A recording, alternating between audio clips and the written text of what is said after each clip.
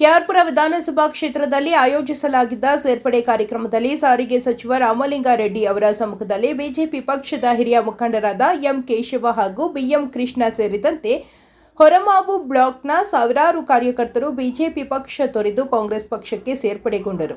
ಇನ್ನು ಈ ವೇಳೆ ಸಚಿವ ರಾಮಲಿಂಗಾರೆಡ್ಡಿ ಅವರು ಮಾತನಾಡಿ, ರಾಜ್ಯ ಸರ್ಕಾರ ಜಾರಿಗೆ ತಂದಿರುವ ಗ್ಯಾರಂಟಿ ಯೋಜನೆಗಳು ಮತ್ತು ರಾಜ್ಯ ಸರ್ಕಾರದ ಜನಪರ ಕಾರ್ಯಕ್ರಮಗಳನ್ನು ಮೆಚ್ಚಿ ಇಂದು ಬೆಂಗಳೂರು ಪೂರ್ವ ಜಿಲ್ಲಾ ಕಾಂಗ್ರೆಸ್ ಅಧ್ಯಕ್ಷ ಡಿಕೆ ಮೋಹನ್ ಅವರ ನೇತೃತ್ವದಲ್ಲಿ ಬಿಜೆಪಿ ಹಿರಿಯ ಮುಖಂಡರಾದ ಎಂ ಕೇಶವ ಹಾಗೂ ಬಿಎಂ ಕೃಷ್ಣ ಹಾಗೆಯೇ ಸಾವಿರಾರು ಅವರ ಬೆಂಬಲಿಗರು ಕಾಂಗ್ರೆಸ್ ಪಕ್ಷಕ್ಕೆ ಸೇರ್ಪಡೆಯಾಗಿರುವುದು ನಮಗೆ ಚೇಳಕೆರೆ, ಬಾಬೂಸಾಪಾಳ್ಯ, ಹೊರಮಾವು ವಾರ್ಡ್ಗಳಲ್ಲಿ ಸೇರಿದಂತೆ ಕ್ಷೇತ್ರದಲ್ಲಿ ಅತಿ ಹೆಚ್ಚು ಬಲ ಬಂದಿದ್ದು, ಮುಂದಿನ ದಿನಗಳಲ್ಲಿ ಈ ಭಾಗದಲ್ಲಿ ಕಾಂಗ್ರೆಸ್ ಪಕ್ಷ ಜಯ ಭೇರಿ ಬಾರಿಸಲಿದೆ ಎಂದು ಹೇಳಿದರು. ಈ ವೇಳೆ ಎಂ ಕೇಶವ ಅವರು ಮಾತನಾಡಿ, ಕಾಂಗ್ರೆಸ್ ಪಕ್ಷದ ಬಲವರ್ಧನೆಗೆ ನಾವು ಪ್ರಾಮಾಣಿಕವಾಗಿ ಶ್ರಮಿಸುವ ಮೂಲಕ ಮುಂದಿನ ದಿನಗಳಲ್ಲಿ ಕೆಆರ್ಪುರಂ ಕ್ಷೇತ್ರದಲ್ಲಿ ಕಾಂಗ್ರೆಸ್ ಪಕ್ಷವನ್ನು ಬಲಿಷ್ಠವಾಗಿ ಕಟ್ಟುವುದಾಗಿ ತಿಳಿಸಿದರು. ಇನ್ನು ಕಾರ್ಯಕ್ರಮದಲ್ಲಿ ಬೆಂಗಳೂರು ಪೂರ್ವ ಜಿಲ್ಲಾ ಕಾಂಗ್ರೆಸ್ ಅಧ್ಯಕ್ಷ ಡಿಕೆ ಮೋಹನ್, ರಾಜ್ಯಸಭಾ ಮಾಜಿ ಸದಸ್ಯ ಪ್ರೊಫೆಸರ್ ರಾಜೀವ್ ಗೌಡ, ಬ್ಲಾಕ್ ಕಾಂಗ್ರೆಸ್ ಅಧ್ಯಕ್ಷ ಸಿ ವೆಂಕಟೇಶ್, ಬಾಬೂಸಾಪಾಳ್ಯ ವಾರ್ಡ್ನ ಅಧ್ಯಕ್ಷ ಎಸ್ ಬಾಬು, ಹಿರಿಯ ಮುಖಂಡರಾದ ಹೊರಮಾವು ಅಗರ ಪ್ರಕಾಶ್, ಹೇಮಾವತಿ ಸುರೇಶ್ ಸೇರಿದಂತೆ ಸಾವಿರಾರು ಕಾರ್ಯಕರ್ತರು ಭಾಗವಹಿಸಿದ್ರು. ಇದೇ ದಿನ 2 ವರ್ಷ ಹಿಂದೆ ನಿಮ್ ಜ್ಞಾಪಕ ಇದೋ ಇಲ್ಲೋ, ನನಗೆ ಚೆನ್ನಾಗಿ ಜ್ಞಾಪಕ ಇದೆ, ಲೋಕಸಭಾ ಎಲೆಕ್ಷನ್ ವೋಟಿಂಗ್ ನಡೀತು. ನಾನು ಇಡೀ ಬೆಂಗಳೂರು ನಾರ್ತ್ ಕ್ಷೇತ್ರ ಪೋಲಿಂಗ್ ಬೂತ್ಸ್ ಬೇರೆ ಬೇರೆ ಕಡೆ ಹೋಗಿ ಕೊನೆಗೆ ಇಲ್ಲಿ ಹೊರಮಾವು ಕಡೆಗೆ ಬಂದು ನಮ್ಮ ಕ್ಯಾಂಪೇನ್ ಅನ್ನ ಮುಗಿಸಿದ್ದು. ಅವತ್ತು ನಾನು ಕೆಆರ್ಪುರಂ ಭಾಗಕ್ಕೆ ಬಂದಾಗ ನನಗೆ ಇಲ್ಲಿ ದೊಡ್ಡ ಲೀಡ್ ಸಿಗತ್ತೆ ಅಂತ ಆ ಒಂದು ಆಸೆ ಇತ್ತು. ಏಕೆ ಅಂತಂದ್ರೆ ಮೋಹನ್ ಬಾಬು ಅವರು ಅವರ ಎಲೆಕ್ಷನ್ನಲ್ಲಿ ಸ್ವಲ್ಪ ಕನ್ಫ್ಯೂಷನ್ ಆದಮೇಲೆ ಭಾಳ ಒಳ್ಳೆ ಕೆಲಸ ಮಾಡಿ ಭಾಳ ಜನನ ಸೇರಿಸಿ ಪಾರ್ಟಿ ಸ್ಟ್ರೆಂಥನ್ ಮಾಡಿ ಭಾಳ ಚೆನ್ನಾಗಿ ಹೋರಾಟ ಮಾಡ್ಕೊಂಡು ಬಂದಿದ್ರು. ಆದರೆ ಆ ಒಂದು ಫಲಿತಾಂಶ ಆಗದೇ ಇದ್ರೂ ಆ ಒಂದು ಕೆಲಸ ಯಾವತ್ತೂ ನಿಲ್ಲಿಸಿಲ್ಲ. ನಾವು ಅವ್ರ ಜೊತೆ ಸೇರಿಕೊಂಡು ನಾವು ಯಾರ್ಯಾರು ಒಳ್ಳೆ ಜನ ಇದ್ದಾರೆ, ಜನರ ಬಗ್ಗೆ ಯೋಚನೆ ಮಾಡಿ ಕೆಲಸ ಮಾಡ್ತಾರೆ, ಅವ್ರನ್ನೆಲ್ಲ ನಮ್ಮ ಕಡೆ ಬನ್ನಿ, ಒಟ್ಟಿಗೆ ಕೆಲಸ ಮಾಡೋಣ. ನಮ್ಮ ವಾರ್ಡ್ಗಳಲ್ಲಿ ಒಳ್ಳೆ ಕೆಲಸ ಮಾಡಿ ಜನಕ್ಕೆ ತೋರಿಸೋಣ. ಅದ್ರ ಮೇಲೆ ಮುಂದೆ ನಮ್ಮ ಪಕ್ಷ ಏನು ಸಾಧಿಸೋಕ್ಕೆ ಕೆಪಾಸಿಟಿ ಇದೆ ಅಂತ ತೋರ್ಸೋಕ್ಕೆ ನಾವು ಎಲ್ಲರಿಗೂ ಜನರಿಗೆ ತೋರಿಸೋಣ ಅಂತ ಜನರನ್ನ ಸೇರಿಸ್ತಾ ಇದ್ದೀವಿ. ಇದೇ ತರ ಬಹಳ ಜನ ಎಕ್ಸ್ ಕಾರ್ಪೊರೇಟರ್ಸ್ ಬಂದಿದ್ದಾರೆ, ಬೇರೆ ಬೇರೆ ಜಾಗಗಳಲ್ಲಿ ಅನೇಕ ಮುಖಂಡರು ಬಂದು ಸೇರಿದ್ದಾರೆ. ಇವತ್ತು ಕೇಶವ ಅವರು ಬರ್ತಾ ಇದ್ದಾರೆ, ಅವ್ರಿಗೆ ಒಂದು ಸ್ವಾಗತ ಬಯಸ್ತಾ ನಾನು ಒಂದು ಮಾತು ಹೇಳ್ತೀನಿ. ಒಳ್ಳೆ ಕಾರ್ಯಕ್ರಮದಿಂದ ಶುರು ಮಾಡ್ತಾ ಇದ್ದೀರಾ ನಿಮ್ಮ ಕಾಂಗ್ರೆಸ್ ಜರ್ನಿ.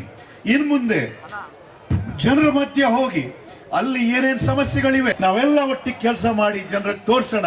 ನಿಮ್ ಶಕ್ತಿ ಹೇಗಿದೆ, ಕಾಂಗ್ರೆಸ್ ಶಕ್ತಿ ಹೇಗಿದೆ, ನಾವೆಲ್ಲ ಒಟ್ಟಿಗೆ ಸೇರಿದ್ರೆ ಏನೇನು ಬದಲಾವಣೆ ತರಕ್ಕಾಗತ್ತೆ ನಮ್ಮ ಕೈಲಿ ಅಂತ ತೋರ್ಸೋಣ. ಈ ತರ ಒಂದು ಶುರು. ಇನ್ ಮುಂದೆ ನಾವು ಏನೇನು ಮಾಡೋದು ನಿಮ್ ಕೈಲಿದೆ, ನಮ್ಮ ಕೈಲಿದೆ. ಇನ್ ಮುಂದೆ ಇನ್ನೊಂದು 2-3 ತಿಂಗಳಲ್ಲಿ GBA ಎಲೆಕ್ಷನ್ ಬರಂಗಿದೆ. ಅದಕ್ಕೆ ಮುಂಚೆ ನಾವು ನಮ್ಮ ಟ್ರ್ಯಾಕ್ ರೆಕಾರ್ಡ್ ತೋರಿಸಲೇಬೇಕು. ಜನರಿಗೆ ಅವ್ರ ಸಮಸ್ಯೆಗಳು ಏನು ಅಂತ ವಿಚಾರಿಸಿ ಏನೇನು ಸುಧಾರಿಸಕ್ಕಾಗತ್ತೆ ಅದನ್ನ ಮಾಡಿ ನಾವು ತೋರಿಸ್ಬೇಕಾಗತ್ತೆ. ಮೊನ್ನೆ ನಡೆದಂತ ಚುನಾವಣೆ ಸಂದರ್ಭದಲ್ಲಿ 2023ರಲ್ಲಿ ನಡೆದಂತ ವಿಧಾನಸಭಾ ಚುನಾವಣೆಗೂ ಈಗಿಗೂ ಬಹಳಷ್ಟು ವ್ಯತ್ಯಾಸಗಳಾಗಿದೆ.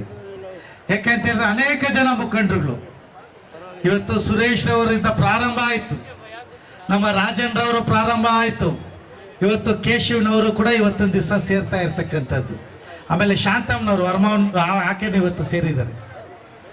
ಇವತ್ತು ಅನೇಕ ಜನ ಸೇರಿ ಇವತ್ತು ಕಾಂಗ್ರೆಸ್ ಪಕ್ಷ ಈ ಕ್ಷೇತ್ರದಲ್ಲಿ ಮತ್ತೆ ಸಂಘಟನೆ ಆಗಿ ಇವತ್ತು ಶಕ್ತಿಯುತವಾಗಿ ಇವತ್ತು ದಿವಸ ಕ್ಷೇತ್ರದಲ್ಲಿ ಆಗಿದೆ. ತಮಗೆಲ್ಲ ಗೊತ್ತಿದೆ, ಸತತವಾಗಿ ಈ ಕ್ಷೇತ್ರ ಕಾಂಗ್ರೆಸ್ಸಿನ ಕ್ಷೇತ್ರ.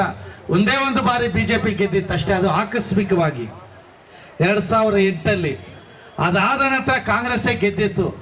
ಆದರೆ ಇಲ್ಲಿ ಗೆದ್ದಂತ ಕಾಂಗ್ರೆಸ್ಸಿನ ಅಭ್ಯರ್ಥಿ ಯಾವ ಜನ ಕಾಂಗ್ರೆಸ್ ಪಕ್ಷ ಆತನಿಗೆ ನಂಬಿಕೆಯನ್ನು ಇಟ್ಟು ಓಟು ಕೊಟ್ಟು ಆತನ ಗೆಲ್ಲಿಸಿದ್ರು, ಆತ ಯಾವ ಪಕ್ಷ ಆತನ ಶಾಸಕರಾಗಿ ಮಾಡ್ತು, ಯಾವ ಪಕ್ಷ ಆತನಿಗೆ ಶಕ್ತಿಯನ್ನು ಕೊಡ್ತು, ಯಾವ ಮುಖ್ಯಮಂತ್ರಿಗಳು ಆತನ ಶಕ್ತಿಯನ್ನು ತುಂಬಿದ್ರು, ಅಂಥವ್ರಿಗೆ ದ್ರೋಹವನ್ನು ಎಸಗಿ ಈ ಪಕ್ಷವನ್ನು ಬಿಟ್ಟು ಅನೇಕ ಜನ ಮೂಲ ಕಾಂಗ್ರೆಸ್ಸಿಗರನ್ನು ಕೂಡ ಅವರ ಜೊತೆಯಲ್ಲಿ ಬೆದರಿಸಿ ಕರ್ಕೊಂಡು ಹೋಗಿರ್ತಕ್ಕಂಥ ವಾತಾವರಣ ಈ ಕ್ಷೇತ್ರದಲ್ಲಿ ಆಗಿರ್ತಕ್ಕಂಥದ್ದು ತಮಗೆಲ್ಲ ತಿಳಿದಿರ್ತಕ್ಕಂಥದ್ದು.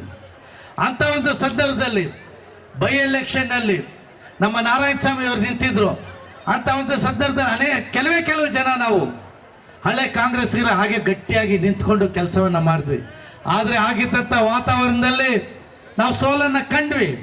ಮತ್ತೆ 23ರ ಚುನಾವಣೆಯಲ್ಲಿ ಅವ್ರು ಯಾವ ರೀತಿ ಬೆದರಿಸ್ಬಿಟ್ಟಿದ್ರು ಅಂತ ಹೇಳಿದ್ರೆ, ಯಾರು ನಿಲ್ಲೋಕ್ಕೆ ನನ್ನ ಮೇಲೆ ಆಗೋದಿಲ್ಲ ಅನ್ನುವಂಥ ಸೃಷ್ಟಿಯನ್ನು ಈ ಕ್ಷೇತ್ರದಲ್ಲಿ ಸೃಷ್ಟಿಯನ್ನು ಮಾಡಿಬಿಟ್ರು. ಆ ಸಂದರ್ಭದಲ್ಲಿ ನಮ್ಮ ರಾಮಲಿಂಗಾರೆಡ್ಡಿ ಸಾಹೇಬರು ಮತ್ತು ನಮ್ಮ ಮುಖಂಡರುಗಳು ಕಡೆಗಳಿಗೆ ನೀನು ನಿಲ್ಲು, ಪರವಾಗಿಲ್ಲ, ಏನಾದರೂ ಆಗ್ತದೆ, ಕಾಂಗ್ರೆಸ್ ಪಕ್ಷ ನಿನ್ನ ಹಿಂದೆ ಇದೆ ಅಂತ ಹೇಳಿದ್ರು. ಆ ಧೈರ್ಯದ ಮೇಲೆ ನಾವು ನಿಂತ್ವಿ. ಅನೇಕ ಜನ ಪಾಪ ಅವತ್ತಿನ ದಿವಸ ಕಾಂಗ್ರೆಸ್ ಜೊತೆನಲ್ಲಿದ್ದರೂ ಸಹಿತ ಕೆಲವು ಜಾಗದಲ್ಲಿ ಅವ್ರದ್ದೇ ಪೊಲೀಸ್ ಅಧಿಕಾರದಲ್ಲಿದ್ದರು. ಇದೇ ಚಳ್ಳಕೆರೆ, ಇದೇ ಅನೇಕ ಜಾಗದಲ್ಲಿ ಕೆ ನಾರಾಯಣ ಇರ್ಬೋದು, ನಾಗರೇಶ್ ನಾಗೇನಹಳ್ಳಿ ಇರ್ಬೋದು, ಅಗರದಲ್ಲಿ ಇರ್ಬೋದು, ಅನೇಕ ಕಡೆ ನಮ್ಮ ಕ್ಯಾಂಡಿಡೇಟ್ಗಳು, ನಮ್ಮ ಬೂತ್ ಏಜೆಂಟ್ಗಳು ನಿಲ್ಲೋದಕ್ಕೆ ಆಗಲಿಲ್ಲ. ಅಂಥ ಒಂದು ವಾತಾವರಣವನ್ನು ಅವರ ಸೃಷ್ಟಿ ಮಾಡಿಬಿಟ್ಟಿದ್ರು. ಬೆದರಿಸುವಂಥ ಕೆಲಸವನ್ನು ಮಾಡಿದ್ರು. ರೌಡಿಗಳನ್ನ ಇಟ್ಟು ಬೆದರಿಸ್ತಾ ಇದ್ರು. ಯಾರೇ ಕಾಂಗ್ರೆಸ್ಗೆ ಕೆಲಸವನ್ನು ಮಾಡಿದ್ರೆ ಅವರ ಮನೆಗೆ ಹೋಗಿ ಬೆದರಿಸುವಂಥ ಒಂದು ಕೆಲಸವನ್ನು ಮಾಡಿದ್ರು. ಆದರೂ ಜನ ಆವತ್ತಿನ ದಿವಸ ಕಾಂಗ್ರೆಸ್ ಪಕ್ಷದ ಮೇಲೆ ನಂಬಿಕೆ ಇತ್ತು. ಹಾಗಾಗಿ 1,15,600 ಚಿಲ್ಲರೆ ಮತ ಕಾಂಗ್ರೆಸ್ ಪಕ್ಷ ನನಗೆ ಕೊಟ್ಟರು. ಯಾಕೆಂತ ಹೇಳಿದ್ರೆ ಅದು ಕೇವಲ 13-14 ದಿನದಲ್ಲಿ ಅಷ್ಟು ಮತ ಕಟ್ಟಿರ್ತಕ್ಕಂಥದ್ದು. ಅಂದರೆ ಈ ಕ್ಷೇತ್ರದಲ್ಲಿ ಗಟ್ಟಿಯಾಗಿ ಕಾಂಗ್ರೆಸ್ ಇದೆ. ಆದರೆ ಕಾಂಗ್ರೆಸ್ಗೆ ಬೆದರಿಸಿ ಈ ಥರ ಕಾಂಗ್ರೆಸ್ ಕಾರ್ಯಕರ್ತರ ಮೇಲೆ ಸುಳ್ಳು ಕೇಸುಗಳನ್ನ ಹಾಕಿ ಅವ್ರನ್ನ ಬೆದರಿಸುವಂಥ ಕೆಲಸದಿಂದ ಇವತ್ತು ಯಾರು ಹೊರಗಡೆ ಬರೋದಕ್ಕೆ ಆಗದೆ ಇರ್ತಕ್ಕಂಥ ಒಂದು ವಾತಾವರಣ ಇತ್ತು.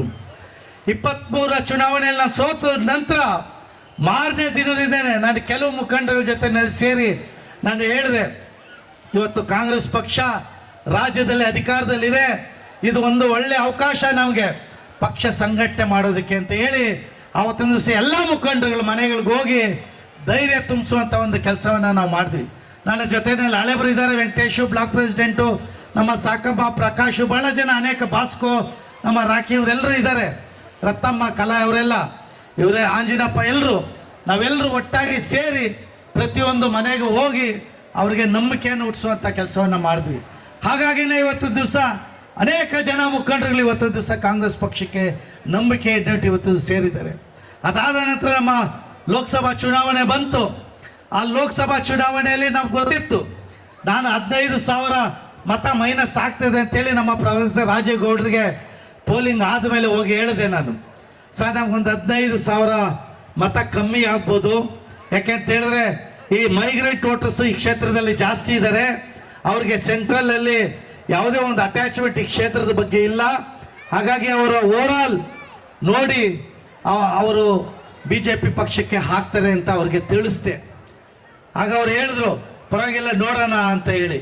ಬಟ್ ನಮ್ಮ ಕ್ಯಾಲ್ಕುಲೇಷನ್ ಒಂದು 2 ವಾರ್ಡಲ್ಲಿ ಮಾತ್ರ ಒಂದು ಸ್ವಲ್ಪ ತಪ್ಪಾಯಿತು. ಬಹುಶಃ ಆ 2 ವಾರ್ಡಲ್ಲಿ ನಾವೇನು ಅಂದ್ಕೊಂಡಿದ್ದೀವಿ ಲೀಡ್ ಅದು ಇಲ್ಲದೆ ಇದ್ದಿದ್ರೆ ನಾವು ಖಂಡಿತವಾಗ್ಲೂ ಬರೀ 15,000 ಇಡ್ತಾ. ಆದರೂ ಏನು 1,15,000 ಚಿಲ್ಲರೆ ನನಗೆ ಬಂದಿತ್ತು.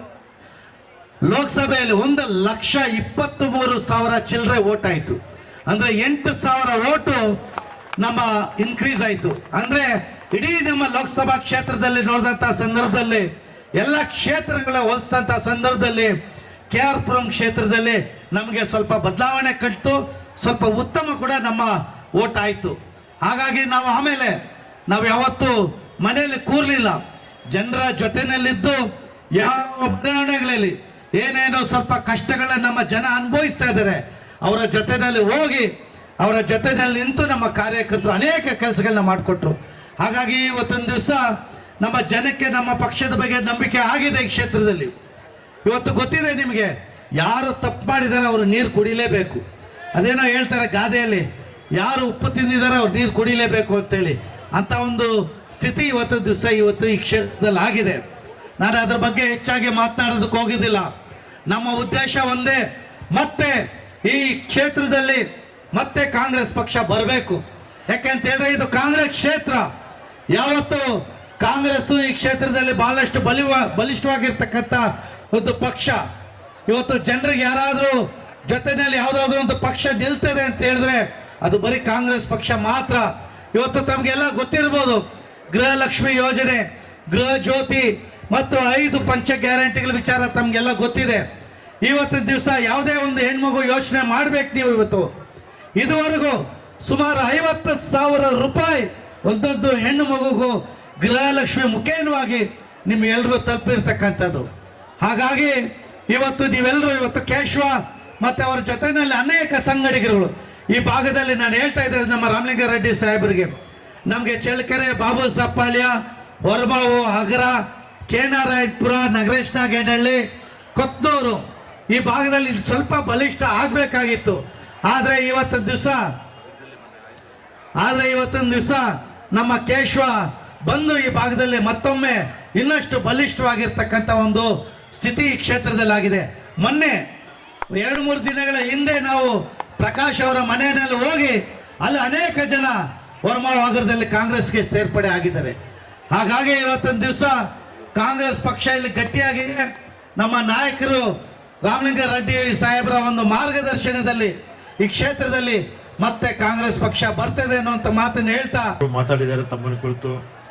ಮತ್ತು ಇನ್ನು ಎಲ್ಲರ ಹೆಸರನ್ನ ಸ್ವಾಗತ ಮಾಡುವಾಗ ಹೇಳಿದ್ದಾರೆ, ಅದರಿಂದ ನಾನು ಮತ್ತೆ ಅದನ್ನು ರಿಪೀಟ್ ಮಾಡಲ್ಲ. ಎಲ್ಲ ಮುಖಂಡ್ರೆ, ನಮ್ಮ ಕೇಶವ ಮೊದಲು ಆನೇಕಲ್ ತಾಲೂಕು ರಿಸರ್ವೇಷನ್ ಆಗಿತ್ತಲ್ಲ, ಅಲ್ಲಿ ಸೀಟ್ ತಗೊಳ್ಳೋಣ ಅಂತ ಅಲ್ಲಿ ಓಡಾಡಿಕೊಂಡು ಅಲ್ಲಿ ಇದ್ದರು. ಆಮೇಲೆ ಶಿವಣ್ಣವ್ರಿಗೆ ಸೀಟ್ ಕೊಟ್ಬಿಟ್ರು. ಆಮೇಲೆ ತಿರುಗಿ ಇಲ್ಲೇ ವಾಪಸ್ಸು ಅಲ್ವೇನಪ್ಪ, ಅಲ್ಲಿ youth Congress president, elected president, ಎಲೆಕ್ಷನಲ್ಲಿ ಗೆದ್ದಿದ್ದು, ಎಲೆಕ್ಷನಲ್ಲಿ ಗೆದ್ದು ಯೂತ್ ಕಾಂಗ್ರೆಸ್ ಪ್ರೆಸಿಡೆಂಟ್ ಆಗಿದ್ದರು. ಆಮೇಲೆ ಹೋದ ಎಲೆಕ್ಷನಲ್ಲೇ ಕರೆದೆ ನಾನು, ಬೈ ಎಲೆಕ್ಷನಲ್ಲಿ ಬಂದ್ಬಿಡು ಕೇಶವ ಅಂತ. ಆವಾಗ ಏನು ನಾನಾ ಕಾರಣಗಳಿಂದ ಬರೋಕ್ಕಾಗಲಿಲ್ಲ. ಈಗ ಸಮಯ ಕೂಡಿ ಬಂದಿದೆ.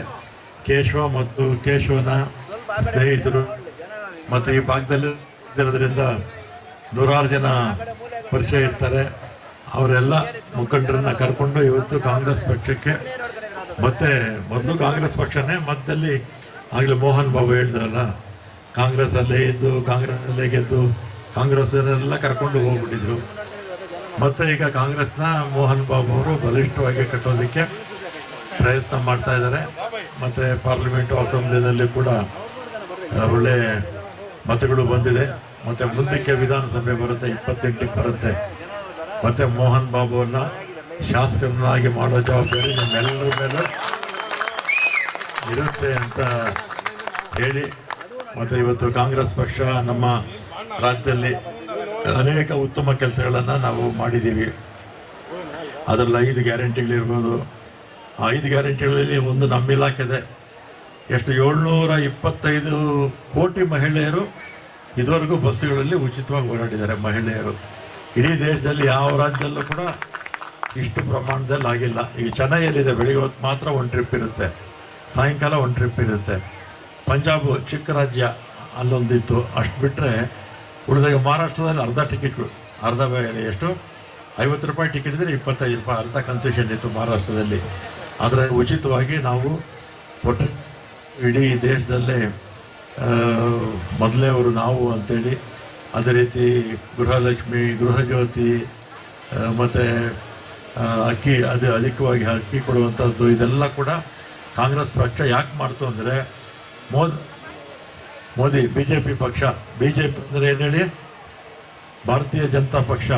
ಅಡ್ಡೆಸರು ಏನು ಅಂದರೆ ಬುರುಡೆ ಜನರ ಪಕ್ಷ ಅಂತ. ಬರೀ ಸುಳ್ಳು ಹೇಳೋದೇ ಅವ್ರ ಕಾಯಕ. ನರೇಂದ್ರ ಮೋದಿಯಿಂದ ಹಿಡಿದು BJPಯ ಸಾಮಾನ್ಯ ಕಾರ್ಯಕರ್ತನವರೆಗೂ ಕೂಡ ಸುಳ್ಳು ಹೇಳಲಿಲ್ಲ ಅಂದರೆ ಅವ್ರಿಗೆ ತಿನ್ನನ್ನ ಜೀರ್ಣ ಆಗಲ್ಲ, ನಿದ್ರೆನೂ ಬರೋಲ್ಲ ಅವರಿಗೆ. ಆಮೇಲೆ ಇನ್ನೊಂದು BJP ಪಕ್ಷ ಅಂದರೆ ಭ್ರಷ್ಟ ಜನರ ಪಕ್ಷ ಅಂತ. ಇಡೀ ರಾಜ್ಯದಲ್ಲಿ ಅಲ್ಲ, ದೇಶದಲ್ಲಿರ್ತಕ್ಕಂಥ ಎಲ್ಲ ಭ್ರಷ್ಟರು ಆ ಪಕ್ಷದಲ್ಲೇ ಇದ್ದಾರೆ. ಅನೇಕರ ಮೇಲೆ ED IT ದಾಳಿಗಳಾಗಿತ್ತಲ್ಲ, ಅವನ್ನೆಲ್ಲ ಕೂಡ ಅವ್ರ ಪಕ್ಷಕ್ಕೆ ಸೇರಿಸ್ಕೊಂಡಿದ್ದಾರೆ. ಅಂದರೆ ಭ್ರಷ್ಟರ ಪಕ್ಷ ಮತ್ತು ಬುರುಡೆ ಜನರ ಪಕ್ಷ BJP ಪಕ್ಷ. ಅಂಥ ಪಕ್ಷವನ್ನು ಮುಂದಕ್ಕೆ ಸೋಲಿಸ್ಬೇಕು ನಾವು. ಸೋಲಿಸದೇ ಇದ್ದರೆ ಈ ದೇಶಕ್ಕೆ ಭವಿಷ್ಯ ಇರೋದಿಲ್ಲ. ಮತ್ತು ನರೇಂದ್ರ ಮೋದಿ ಯಾಕೆ ಬುರುಡೆ ಜನರ ಪಕ್ಷ ಅಂತ ಹೇಳ್ತೀನಿ ಅಂದರೆ, ನರೇಂದ್ರ ಮೋದಿ 2014ರಲ್ಲಿ ಏನು ಹೇಳಿದ್ರಪ್ಪ ಜನಕ್ಕೆ, ಎಲ್ಲರ ಅಕೌಂಟ್ಗೆ 15 ಲಕ್ಷ ಹಾಕ್ತೀವಿ ಅಂತ ಹೇಳಿದ್ರು. ವಿದೇಶದಲ್ಲಿರ್ತಕ್ಕಂಥ ಕಪ್ಪಣ್ಣ ತಂದು ದೇಶ ಅಭಿವೃದ್ಧಿ ಮಾಡ್ತೀವಿ ಅಂತ ಹೇಳಿಲ್ಲ, ಎಲ್ಲರ ಅಕೌಂಟಿಗೂ 15 ಲಕ್ಷ ಹಾಕ್ತೀವಿ ಅಂದರು. ಜನ ಮಾರ್ಬಿಟ್ರು. ಆಮೇಲೆ ರೈತರ ಹಣ, ರೈತರ ಆದಾಯ ದುಪ್ಪಟ್ಟು ಮಾಡ್ತೀವಿ ಅಂದರು. ದುಪ್ಪಟ್ಟು ಮಾಡಲಿಲ್ಲ. ಆ ದೆಹಲಿನಲ್ಲಿ ರೈತರು 1 ವರ್ಷ 1.5 ವರ್ಷ ಕಾಲ ಅಲ್ಲಿ ಇದು ಧರಣಿ ಮಾಡಿಕೊಂಡಿದ್ರು. ಧರಣಿ ಮಾಡಿಕೊಂಡಿದ್ದಂಥ ಸಂದರ್ಭದಲ್ಲಿ ಅದೇ ಜಾಗದಲ್ಲಿ ಸುಮಾರು 700ಕ್ಕಿಂತಲೂ ಹೆಚ್ಚು ಜನ ಪಾಪ ತೀರೋದ್ರು. ಆ ರೈತರು ದೆಹಲಿಗೆ ಬರೆದ್ರ ಹಾಗೆ ಬೇಲಿ ಹಾಕ್ಬಿಟ್ಟಿದ್ರು. ಇದು ರೈತರ ವಿರೋಧಿ ಪಕ್ಷ ಈ BJP ಪಕ್ಷ. ಮತ್ತು ನಮ್ಮ ವರ್ಷಕ್ಕೆ 2 ಕೋಟಿ ಉದ್ಯೋಗ ಕೊಡ್ತೀವಿ ಅಂದರು. 12 ವರ್ಷದಲ್ಲಿ 24 ಕೋಟಿ ಉದ್ಯೋಗ ಕೊಡಬೇಕಾಗಿತ್ತು. 24 ಕೋಟಿ ಉದ್ಯೋಗ ಕೊಡೋದಲ್ಲ, ಇರೋರಿಗೆಲ್ಲ ಕೆಲಸಗಳು ಕಲಿ. ಈಗ ಆರ್ಟಿಫಿಷಿಯಲ್ ಇಂಟೆಲಿಜೆನ್ಸ್ ಅಂತ ಬಂದಿದೆ. ಇನ್ನು ಇರ್ತಕ್ಕಂಥವರೆಲ್ಲ ಕೂಡ ಕೆಲಸ ಕಳ್ಕೊಳ್ಳುವಂಥ ವಾತಾವರಣ ನಮ್ಮ ದೇಶದಲ್ಲಿದೆ. ಹಿಂದೆ ಮನಮೋಹನ್ ಸಿಂಗ್ ಅವರಿದ್ದಾಗ, ಆಮೇಲೆ ಇವರು ನರಸಿಂಹರಾವ್ ಅವರಿದ್ದಾಗ ಹುಡುಕಿ ಕೆಲಸಗಳು ಕೊಡ್ತಾಯಿದ್ರು ನಮ್ಮ ದೇಶದಲ್ಲಿ. ಆದರೆ ಇವತ್ತು ಎಲ್ಲ ನಿರುದ್ಯೋಗಿಗಳ ಸಂಖ್ಯೆ ದೇಶದಲ್ಲಿ ಜಾಸ್ತಿ ಆಗ್ತಾ ಇದೆ. ನರೇಂದ್ರ ಮೋದಿ ಒಬ್ಬ ದುರ್ಬಲ ಪ್ರಧಾನಿ. ಯಾಕೆ ದುರ್ಬಲ ಪ್ರಧಾನಿ? ನರೇಂದ್ರ ಮೋದಿ ಅವರು ಈ ಇದರಲ್ಲಿ ಸೋಷಿಯಲ್ ಮೀಡಿಯಾದಲ್ಲಿ ನೋಡಿ, ಈ ಚಿಕ್ಕ ಮಕ್ಕಳು 10-15 ವರ್ಷದ ಮಕ್ಕಳು ಕೂಡ ನರೇಂದ್ರ ಮೋದಿ ಅಂದರೆ ಪ್ರಧಾನಮಂತ್ರಿ, ನರೇಂದ್ರ ಮೋದಿ ಅಂತಲ್ಲ ಪ್ರಧಾನಮಂತ್ರಿನ ಇದಕ್ಕೆ ಮುಂಚೆ ಯಾರಾದರೂ ನಮ್ಮ ದೇಶದ ಯಾವುದೇ ಪ್ರಧಾನಿ ಇರಲಿ, ನರೇಂದ್ರ ಮೋದಿ ಅವರಿಂದ ಹಿಡಿದು ಇವರು ಜವಾಹರ್ಲಾಲ್ ನೆಹರುವಿಂದ ಹಿಡಿದು ಮನಮೋಹನ್ ಸಿಂಗ್ ಅವ್ರಿಗೂ ಕೂಡ ಪಬ್ಲಿಕ್ಕಲ್ಲಿ ಯಾವ ಪ್ರಧಾನಮಂತ್ರಿ ಬಗ್ಗೆ ಕೂಡ ಯಾರೂ ಕೂಡ ಟೀಕೆ ಮಾಡ್ತಿರಲಿಲ್ಲ. ಆದರೆ ಇವತ್ತು ನರೇಂದ್ರ ಮೋದಿ ಅವ್ರನ್ನ ಚಿಕ್ಕ ಗೆಲ್ಲಿ ಮಾಡುವಂಥ ವಾತಾವರಣ ಸೃಷ್ಟಿಯಾಗಿದೆ.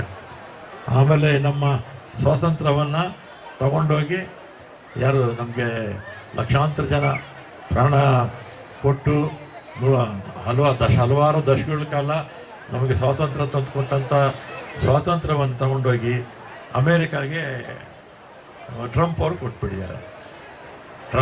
ಟ್ರಂಪ್ ಕೂತ್ಕೊಂಡ್ರೆ ಕೂತ್ಕೋಬೇಕು, ನಿಂತ್ಕೊಂಡ್ರೆ ನಿಂತ್ಕೋಬೇಕು. ಏನೇಳಿ ಟ್ರಂಪ್ ಕೂತ್ಕೋಬೇಕು, ನಿಂತ್ಕೊಬೇಕು. ಮತ್ತು ಮೊನ್ನೆ ಯಾರು ಅಮೇರಿಕಾ ಯಾರಿಗೆ ಹೇಳಿದ್ದು ನರಕ ಅಂತ ಹೇಳಿದ್ರು? ಯಾರಿಗೆ? ಇರಾನ್ಗೆ ಅಲ್ಲ, ನಮಗೆ ಭಾರತಕ್ಕೆ ನರಕ ಇದ್ದಂಗೆ ಅಮೇರಿಕಾ ಅಂತ ಟ್ರಂಪ್ ಹೇಳಿದರು. ಇದೆ ಅಂತ ಹೇಳಿದಾಗಲೂ ಕೂಡ ಬಾಯಿ ಬಿಟ್ಟಿಲ್ಲ. ಏನು ಸೀಕ್ರೆಟ್ ಇದು? ಅದೇ ಹೋಗಿ ಇರಾನ್ನವರು ಕೊನೆಗೆ ಭಾರತ ಇದು ನರಕ ಅಲ್ಲ, ಭಾರತ ಸ್ವರ್ಗ ಇದ್ದಂಗೆ ಇರಾನ್ ಹೇಳಿದರು. ಅದನ್ನು ಹೇಳುವಂಥ ಶಕ್ತಿ ಕೂಡ ನರೇಂದ್ರ ಮೋದಿ ಅವರಿಗಿಲ್ಲ, ಅಮಿತ್ ಶಾಗಿಲ್ಲ.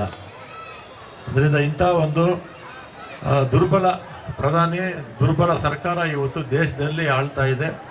ದೇಶದಲ್ಲಿ ಇವತ್ತು ಯಾರಿಗೂ ಕೂಡ ಒಂದು ಹೆಣ್ಮಕ್ಳಿಗಾಗಲಿ ಅಥವಾ ದೀನದಲಿತರಿಗಾಗಲಿ ಅಥವಾ ರೈತರಿಗಾಗಲಿ ಕಾರ್ಮಿಕರಿಗಾಗಲಿ ಯಾರಿಗೂ ನ್ಯಾಯ ಸಿಗ್ತಾ ಇಲ್ಲ. ನಿರುದ್ಯೋಗಿಗಳಿಗೂ ಕೂಡ ನ್ಯಾಯ ಸಿಗ್ತಾ ಇಲ್ಲ. ದೇಶದಲ್ಲಿ 40 ಲಕ್ಷ ಹುದ್ದೆಗಳು ಖಾಲಿ ಇತ್ತು. ಇತ್ತೀಚೆಗೆ ಒಂದು 5-6 ಲಕ್ಷ ಹುದ್ದೆ ಮಾತ್ರ ಭರ್ತಿ ಮಾಡಿದ್ದಾರೆ. ಇನ್ನು 37 ಲಕ್ಷ ಹುದ್ದೆಗಳು ದೇಶದಲ್ಲಿ ಭರ್ತಿ ಆಗಬೇಕು. ಆಮೇಲೆ ದೇಶದ ಸಾಲ ಇವತ್ತು ನಮಗೆ ಸ್ವತಂತ್ರ ಬಂದಾಗ ಇವರು ನೆಹರೂರವರು ಪ್ರಧಾನಮಂತ್ರಿ ಆಗಿದ್ದರು. ಆವಾಗ ಬಡ್ಜೆಟ್ ಎಷ್ಟು ಗೊತ್ತಾ? 200 ಕೋಟಿ ಚಿಲ್ಲರೆ ಅಷ್ಟೇ. ಇಡೀ ದೇಶದ ಬಡ್ಜೆಟ್ಟು 200 ಕೋಟಿ. ನಮ್ಮ ಕಾರ್ಪೊರೇಷನ್ದ 5,000 ಕೋಟಿನ 6,000 ಕೋಟಿ ಬಡ್ಜೆಟ್ ಇವತ್ತು. ಅಂಥ ಒಂದು ಸಂದರ್ಭದಲ್ಲಿ ದೇಶವನ್ನು ಎಲ್ಲ ಪ್ರಧಾನಮಂತ್ರಿಗಳು ಸೇರಿ ಕಟ್ಟಿದ್ರು. ಆಗ ನಮ್ಮ 47ರಿಂದ ಹಿಡಿದು 2014ವರೆಗೂ 67 ವರ್ಷದಲ್ಲಿ ಎಲ್ಲ ಪ್ರಧಾನಮಂತ್ರಿಗಳು ಮಾಡಿದಂಥ ಸಾಲ ಎಷ್ಟು ಗೊತ್ತಾ? 53,13,000 ಕೋಟಿ. ಎಷ್ಟು? 53,13,000 ಕೋಟಿ ಎಲ್ಲ ಪ್ರಧಾನಮಂತ್ರಿಗಳು 67 ವರ್ಷದಲ್ಲಿ ಮಾಡಿದ್ದು. ಇವತ್ತು ನರೇಂದ್ರ ಮೋದಿ ಅವರು 12 ವರ್ಷದಲ್ಲಿ 165 ಲಕ್ಷ ಹೊಸ ಸಾಲ ಮಾಡಿದ್ದಾರೆ. ಎಷ್ಟು? 165 ಲಕ್ಷ ಕೋಟಿ ಹೊಸ ಸಾಲವನ್ನು ನರೇಂದ್ರ ಮೋದಿಯವರು ಮಾಡಿದ್ದಾರೆ. ಒಂದು ತಲೆ ಮೇಲೆ 4.5 ಲಕ್ಷ ಸಾಲ ಇಟ್ಟೋಗಿದ್ದಾರೆ ನರೇಂದ್ರ ಮೋದಿಯವರು. ಆದರೆ ನರೇಂದ್ರ ಮೋದಿಯವರು ಮತ್ತು ಆ BJP ಪಕ್ಷ ಇರೋವರೆಗೂ ಕೂಡ ನಮ್ಮ ದೇಶಕ್ಕೆ ಭವಿಷ್ಯ ಮಂಕಾಗ್ತಾ ಹೋಗುತ್ತೆ. ಆದ್ದರಿಂದ ಇಂಥ BJP ಪಕ್ಷವನ್ನು, BJP ಸರ್ಕಾರವನ್ನು ಕಿತ್ತು ಒಗಿದೇ ಇದ್ದರೆ ನಮ್ಮ ದೇಶದ ಭವಿಷ್ಯ, ನಮ್ಮ ಮಕ್ಕಳ ಭವಿಷ್ಯ, ಹೆಣ್ಮಕ್ಳ ಭವಿಷ್ಯ, ದೀನದಲಿತರ ಭವಿಷ್ಯ, ಮೈನಾರಿಟೀಸು ಮತ್ತು ಇನ್ನಿತರ ವರ್ಗ, ಯಾವುದೇ ಜಾತಿ ಇರಲಿ, ಗೌಡರಿರಲಿ, ರೆಡ್ಡಿಗಳಿರಲಿ, ಬ್ರಾಹ್ಮಣರಿರಲಿ, ಅದರಲ್ಲಿ ಆರ್ಥಿಕವಾಗಿ ಹಿಂದುಳಿದಿರ್ತಕ್ಕಂಥವ್ರ ಭವಿಷ್ಯಕ್ಕೆ ಮಂಕಾಗುತ್ತೆ.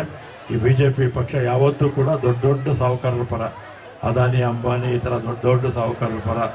ಅದಾನಿ ಅಂಬಾನಿ ಥರದವ್ರಿಗೆ ಸುಮಾರು 17 ಲಕ್ಷ ಕೋಟಿ ಸಾಲ ಮನ್ನಾ ಮಾಡಿದ್ದಾರೆ.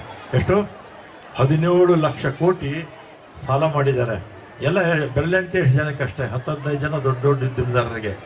ಅದರಿಂದ ಇವರು ಶ್ರೀಮಂತರ ಪರ ಇರ್ತಕ್ಕಂಥ ಪಕ್ಷ ಈ BJP ಪಕ್ಷ, BJP ಸರ್ಕಾರ, ನರೇಂದ್ರ ಮೋದಿಯವ್ರ ಸರ್ಕಾರ.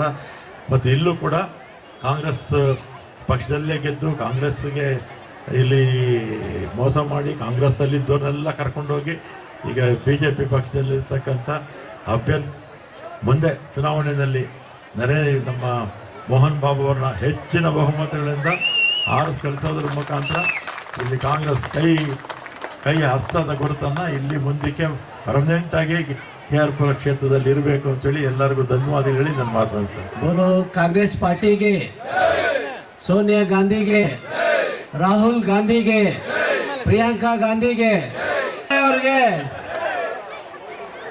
DK ಶಿವಕುಮಾರ್ ಅವ್ರಿಗೆ ನಾನು ಈಗ ನನ್ನ ಒಂದು ವೇದಿಕೆ ಮುಖಾಂತರ ನಾನು ಸಿದ್ದರಾಮಯ್ಯ ಸಾಹೇಬ್ರನ್ನ ಯಾವಾಗೂ ನೆನೆಸ್ಕೊತಾ ಇರ್ತೀನಿ. ಯಾಕಂದರೆ ಬಡವರಿಗೆ ತುಂಬ ಅನುಕೂಲವಾದ ಕಾರ್ಯಕ್ರಮಗಳು ಮಾಡಿದ್ದಾರೆ.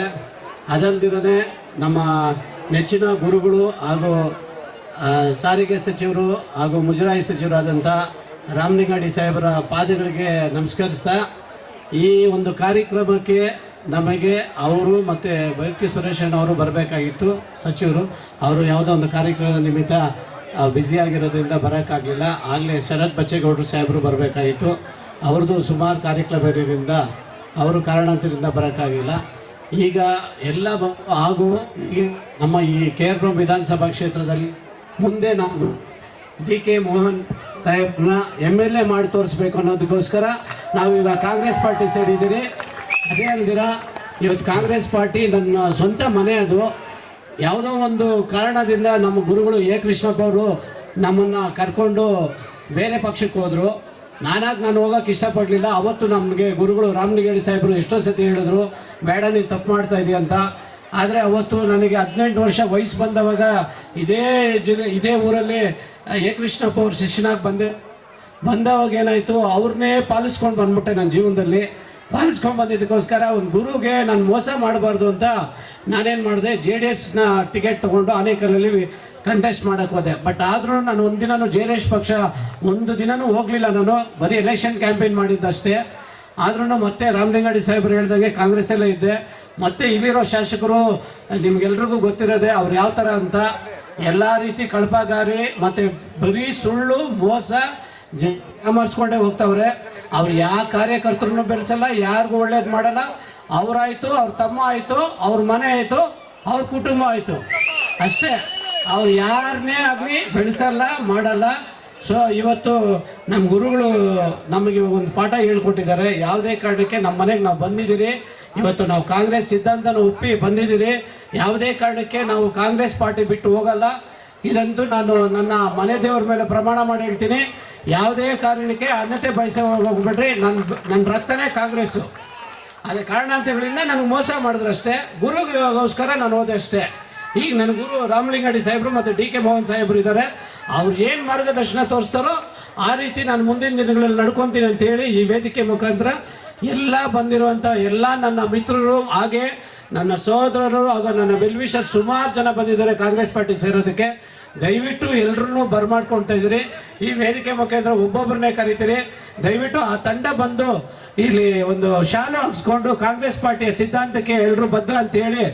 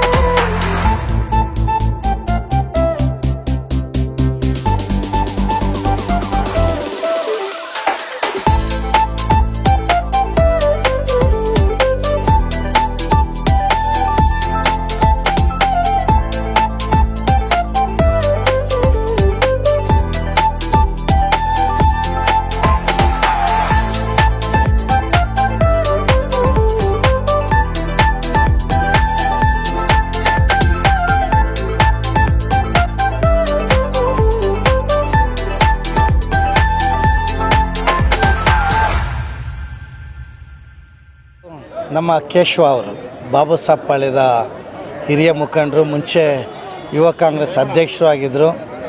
ಆನೇಕಲ್ಲಲ್ಲಿ ಒಬ್ಬ ಶಾಸಕರ ಅಸೆಂಬ್ಲಿ ಎಲೆಕ್ಷನಲ್ಲಿ ಅಭ್ಯರ್ಥಿ ಕೂಡ ಆಗಿದ್ದರು. ಅಂಥ ಒಬ್ಬ ವ್ಯಕ್ತಿ ಅವರ ಮುಖಂಡತ್ವದಲ್ಲಿ ನೂರಾರು ಜನ ಕಾರ್ಯಕರ್ತರು ಇವತ್ತಿನ ದಿವಸ ಕಾಂಗ್ರೆಸ್ ಪಕ್ಷಕ್ಕೆ ಸೇರ್ಪಡೆ ಆಗಿದ್ದಾರೆ.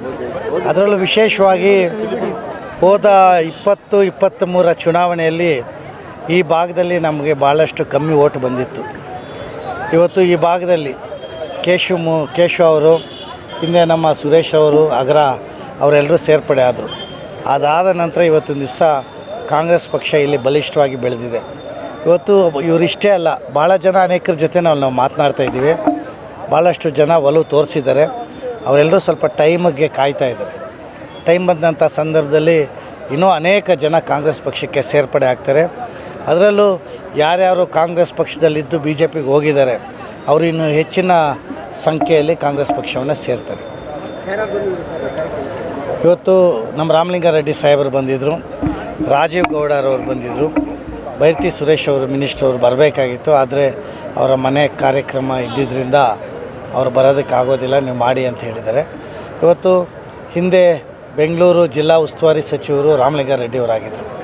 ಅದರಲ್ಲೂ KR ಪುರಂ ಕ್ಷೇತ್ರನ ಅವರೇ ನೋಡ್ಕೊಳ್ತಾಯಿದ್ರು 20-23 ಹಿಂದೆ. ಹಾಗಾಗಿ ಅವರ ಒಂದು ಮುಖಂಡತ್ವದಲ್ಲಿ ಇವತ್ತಿನ ದಿವಸ ನಾವು ಈ ಕಾರ್ಯಕ್ರಮವನ್ನು ಮಾಡಿದ್ದೀವಿ. ಆಟೋ ಡ್ರೈವರ್ ಯಾರೋ ಬಂದು ಗ್ಯಾಸ್ ಸಿಗ್ತಾ ಇಲ್ಲ ನಮಗೆ. ಅದೇ ಇವತ್ತು ಪಾಪ ಅವರು ಒಬ್ಬರದೇ ಅಲ್ಲ, ಅನೇಕ ಜನ ಆಟೋ ಡ್ರೈವರ್ಗಳ ಸಮಸ್ಯೆ ಇವತ್ತಿನ ದಿವಸ ಪಾಪ ಭಾಳ ಕಷ್ಟದಲ್ಲಿದ್ದಾರೆ. ಯಾಕೆಂತೇಳಿದ್ರೆ ಇವತ್ತು ಕೇಂದ್ರ ಸರ್ಕಾರದ ನೀತಿಗಳಿಂದ ಇವತ್ತು ಗ್ಯಾಸು ಯಾರ್ಯಾರು ಆಟೋದಲ್ಲಿ ಅಳವಡಿಸ್ಕೊಂಡಿದ್ದಾರೆ ಅವ್ರಿಗೆ ಇವತ್ತು ಗ್ಯಾಸು ರೇಟು ಒಳ್ಳೆ ರೇಟಲ್ಲಿ ಸಿಗ್ತಾಯಿಲ್ಲ. ಕೆಲವರಿಗೆ ಬ್ಲಾಕಲ್ಲಿ ಹೆಚ್ಚಿನ ರೇಟಲ್ಲಿ ಸಿಗ್ತಾಯಿದೆ. ಅದು ಗ್ಯಾಸ್ ಸಿಕ್ಕಬೇಕು ಅಂತ ಹೇಳಿದ್ರೆ ಸುಮಾರು 2-3 ತಾಸುಗಳು ಕ್ಯೂವಲ್ಲಿ ನಿಂತು ಇವತ್ತು ಗ್ಯಾಸು ಸಿಕ್ಕುವಂಥ ಒಂದು ಸ್ಥಿತಿ ಇವತ್ತೊಂದು ದಿವಸ ಈ ರಾಷ್ಟ್ರದಲ್ಲಿ ಏರ್ಪಾಟಾಗಿದೆ. ಇದಕ್ಕೆ ನೇರವಾಗಿರ್ತಕ್ಕಂಥ ಹೊಣೆ ಯಾರ್ದು ಅಂತ ಹೇಳಿದ್ರೆ ಕೇಂದ್ರ ಸರ್ಕಾರದ್ದು, ಇದು ರಾಜ್ಯ ಸರ್ಕಾರದಲ್ಲ. ಗ್ಯಾಸ್ ಕೊಡಬೇಕಾಗಿರೋದು ಅವರು. ಹಾಗಾಗಿ ಅವರು ಪಾಪ ಅವರ ಅಳಗಳನ್ನು ತೋಡ್ಕೊಂಡಿದ್ದಾರೆ.